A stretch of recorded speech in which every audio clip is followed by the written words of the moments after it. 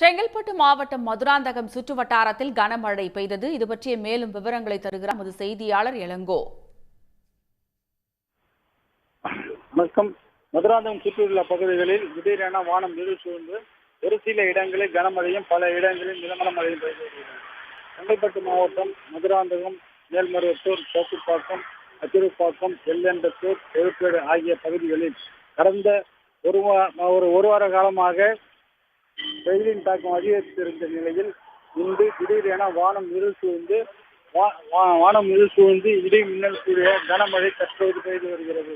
இந்த மழை காரணமாக தேசிய நெடுஞ்சாலையில் வரும் வாகன ஓட்டிகள் முகப்பு விளக்குடன் பயணத்தை மேற்கொண்டு வருகின்றனர். இந்த கனமழை காரணமாக விவசாயிகளும் பொதுமக்களும் பெரும் மகிழ்ச்சி அடைந்துள்ளனர். உடனுக்குடன் செய்திகளை தெரிந்து கொள்ள சன் நியூஸ் பெல் ஐகானை கிளிக் பண்ணுங்க.